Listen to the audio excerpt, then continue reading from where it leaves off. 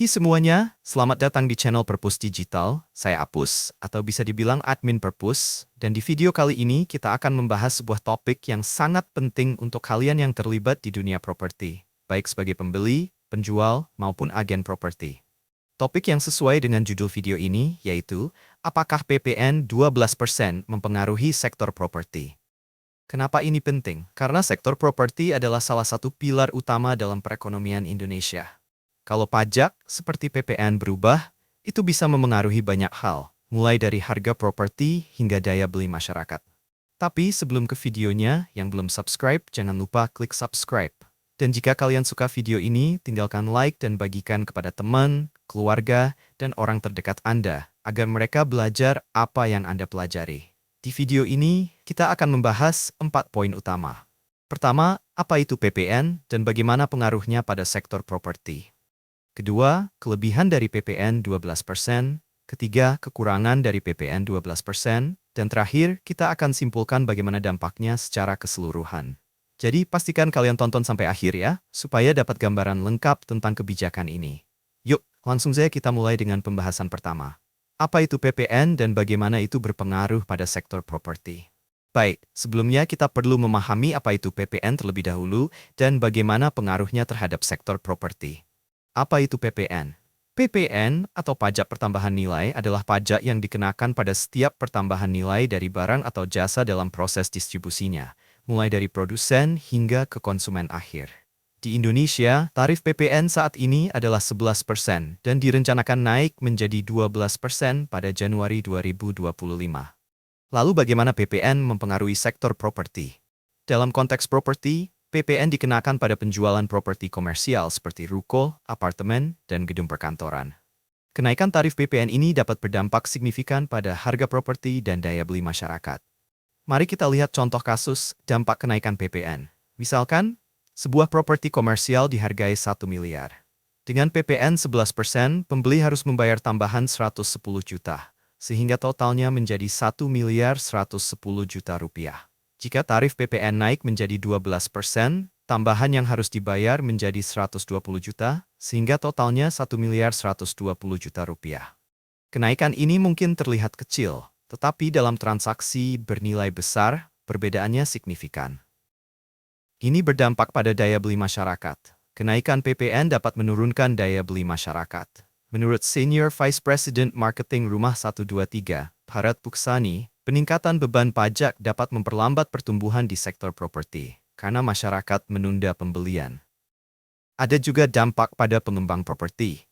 Bagi pengembang, kenaikan PPN dapat menyebabkan penundaan peluncuran proyek baru. Mereka mungkin mengambil sikap wait and see hingga kondisi pasar lebih stabil.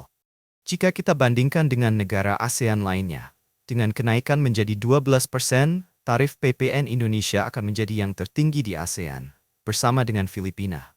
Negara lain seperti Vietnam dan Kamboja menetapkan tarif 10%, sementara Thailand dan Laos 7%.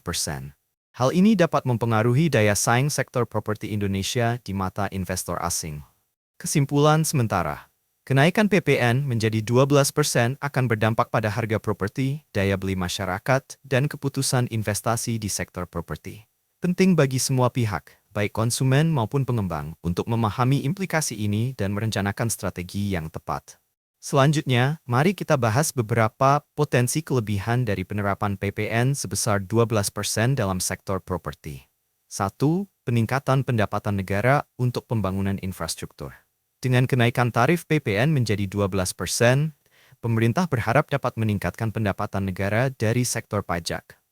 Pajak ini kemudian digunakan untuk membiayai berbagai program strategis, salah satunya adalah pembangunan infrastruktur. Apa hubungannya dengan properti? Infrastruktur adalah salah satu faktor utama yang memengaruhi nilai properti. Misalnya, pembangunan jalan tol, stasiun kereta, atau fasilitas umum seperti rumah sakit dan sekolah di sekitar kawasan perumahan dapat meningkatkan daya tarik daerah tersebut. Properti yang sebelumnya sulit dijangkau atau kurang berkembang bisa mengalami lonjakan harga yang signifikan setelah ada infrastruktur baru. Sebagai contoh, kita bisa melihat perkembangan kawasan sekitar Jalan Tol Jakarta-Bandung. Ketika proyek ini selesai, harga tanah dan properti di sepanjang jalur tersebut meningkat pesat, bahkan hingga beberapa kali lipat. Hal serupa juga terjadi di daerah lain yang mendapat alokasi pembangunan infrastruktur besar-besaran. Jadi meskipun PPN 12% menambah beban di awal, dampak jangka panjangnya dapat memberikan keuntungan, terutama bagi pemilik dan investor properti. 2. Mendorong diversifikasi produk oleh pengembang. Kenaikan tarif PPN juga dapat memaksa pengembang untuk lebih inovatif. Dalam hal ini, mereka perlu menciptakan produk yang lebih sesuai dengan kebutuhan dan daya beli konsumen. Misalnya, jika pasar properti kelas menengah atas mulai melambat karena beban pajak yang tinggi, pengembang dapat mengalihkan fokus ke segmen menengah ke bawah dengan menawarkan properti yang lebih terjangkau, seperti rumah subsidi atau apartemen kecil. Diversifikasi ini tidak hanya memberikan peluang baru bagi pengembang, tetapi juga membantu masyarakat yang selama ini sulit mendapatkan akses ke hunian. Selain itu, tren properti multifungsi atau mixed-use development juga bisa menjadi pilihan. Properti jenis ini menggabungkan hunian, perkantoran, dan area komersial dalam satu kawasan. Dengan cara ini, pengembang dapat menawarkan nilai lebih kepada konsumen, sekaligus membagi beban PPN di antara berbagai fungsi properti tersebut. Pengembang besar, seperti yang ada di kawasan BSD City, telah memanfaatkan strategi ini untuk tetap kompetitif. Mereka tidak hanya membangun perumahan tetapi juga fasilitas pendukung seperti pusat perbelanjaan, sekolah, dan rumah sakit. Strategi ini dapat menjadi contoh bagaimana industri properti beradaptasi dengan kebijakan baru. 3. Peningkatan kualitas properti. Kenaikan PPN juga dapat mendorong pengembang untuk lebih fokus pada efisiensi biaya dan kualitas produk. Mengapa? Karena dengan harga yang lebih tinggi akibat pajak, konsumen akan lebih selektif dalam memilih properti. Hal ini memaksa pengembang untuk menawarkan produk yang benar-benar memenuhi kebutuhan dan ekspektasi pembeli. Misalnya, pengembang mungkin lebih memilih material bangunan yang lebih berkualitas atau menawarkan desain rumah yang lebih modern dan fungsional. Selain itu, mereka juga bisa memberikan nilai tambah seperti penggunaan teknologi ramah lingkungan, seperti solar panel atau sistem pengolahan air limbah, yang menjadi daya tarik tambahan bagi konsumen. Dalam konteks ini, pengembang tidak hanya bersaing dalam hal harga, tapi juga dalam hal kualitas dan inovasi. Akibatnya, pasar properti secara keseluruhan bisa mengalami peningkatan standar. Kita bisa melihat contoh nyata ini pada beberapa proyek apartemen di Jakarta yang mulai menawarkan fasilitas premium seperti smart home system atau layanan keamanan berbasis teknologi untuk menarik pembeli meskipun ada kenaikan harga akibat pajak. Kesimpulan sementara, meskipun kenaikan PPN menjadi 12% membawa tantangan, terdapat beberapa potensi manfaat yang dapat diperoleh, seperti peningkatan pendapatan negara, diversifikasi produk, peningkatan kualitas properti, dan mendorong transparansi dalam industri. Namun, penting untuk mempertimbangkan keseimbangan antara manfaat dan dampak yang ditimbulkan bagi semua pemangku kepentingan dalam sektor properti. Setelah membahas kelebihan dari penerapan PPN 12%, kini saatnya kita melihat sisi lain dari kebijakan ini, yaitu kekurangannya bagi sektor properti. 1. Penurunan daya beli masyarakat. Salah satu dampak utama dari kenaikan PPN menjadi 12% adalah penurunan daya beli masyarakat, khususnya bagi kelas menengah ke bawah. Ketika harga properti naik akibat pajak yang lebih tinggi, konsumen seringkali harus menunda atau bahkan membatalkan rencana mereka untuk membeli rumah. Sebagai gambaran, sebuah rumah seharga 1 miliar rupiah saat ini memerlukan tambahan pajak sebesar 110 juta rupiah dengan PPN 11%.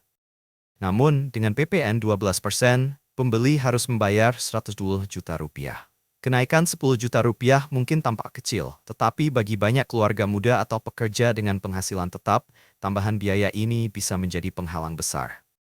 Lebih jauh lagi, survei yang dilakukan oleh Bank Indonesia menunjukkan bahwa kepercayaan konsumen terhadap pembelian properti mengalami penurunan pada semester kedua tahun 2024, terutama setelah insentif PPN ditanggung pemerintah dihentikan. Penurunan daya beli ini tidak hanya memengaruhi pembeli rumah pertama, tetapi juga investor kecil yang biasanya membeli properti untuk disewakan atau dijual kembali.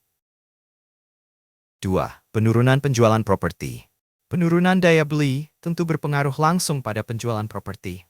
Data dari Real Estate Indonesia menunjukkan bahwa setelah insentif PPN ditanggung pemerintah dipotong separuh pada pertengahan 2024, penjualan rumah turun hampir 50%. Ini adalah angka yang sangat signifikan, mengingat properti adalah salah satu sektor dengan kontribusi besar terhadap perekonomian Indonesia. Ketika penjualan properti turun, efek domino juga terasa di sektor lain. Misalnya, sektor konstruksi menjadi kurang sibuk karena proyek baru tertunda, sementara produsen bahan bangunan menghadapi penurunan permintaan. Bahkan sektor perbankan, yang menyediakan layanan KPR, mengalami perlambatan karena lebih sedikit orang yang mengajukan pinjaman untuk membeli rumah. Sebagai perbandingan, ketika pemerintah memberikan insentif PPN 0% pada 2021 hingga 2022, penjualan properti justru meningkat hingga lebih dari 20% dibandingkan tahun sebelumnya. Hal ini menunjukkan bahwa kebijakan pajak memiliki dampak besar terhadap tingkat aktivitas di sektor properti. 3. Peningkatan harga properti. Kenaikan PPN menjadi 12% secara otomatis akan menaikkan harga jual properti. Untuk properti menengah ke atas, kenaikan harga ini mungkin tidak terlalu memengaruhi pembeli, karena mereka memiliki daya beli yang lebih besar. Namun, bagi masyarakat kelas menengah ke bawah, kenaikan harga ini bisa menjadi hambatan yang signifikan. Sebagai contoh, sebuah apartemen di kawasan penyangga Jakarta dengan harga Rp500 juta saat ini dikenakan PPN sebesar Rp55 juta. Dengan tarif baru 12%, pajak yang harus dibayar menjadi Rp60 juta. Tambahan Rp5 juta mungkin cukup untuk biaya pengurusan sertifikat atau perabotan dasar bagi pembeli rumah baru. Selain itu, kenaikan harga properti seringkali tidak hanya berhenti di aspek pajak. Biaya-biaya lain seperti administrasi, pemasaran, dan pengembangan infrastruktur pendukung biasanya juga ikut meningkat. Akibatnya, properti menjadi semakin tidak terjangkau, terutama bagi mereka yang mencari rumah pertama. Bagi investor, kenaikan harga properti ini juga dapat mengurangi daya tarik investasi. Dengan beban pajak yang lebih tinggi, margin keuntungan dari jual beli properti menjadi lebih kecil. Ini berpotensi membuat pasar properti lebih stagnan dalam jangka panjang. Menurut kalian, apakah PPN 12% ini lebih banyak membawa manfaat atau justru hambatan untuk sektor properti? Jika kalian tertarik mempelajari dasar properti, kalian bisa ke poin buku kita yaitu Menjadi Kaya dengan Mengenal Properti. Linknya ada di deskripsi. Terima kasih telah mengikuti pembahasan ini. Jangan lupa tinggalkan komentar di bawah, apa pendapat kalian tentang PPN 12% ini? Apakah ini akan membantu atau justru menjadi tantangan bagi sektor properti di masa depan? Sampai jumpa di video berikutnya.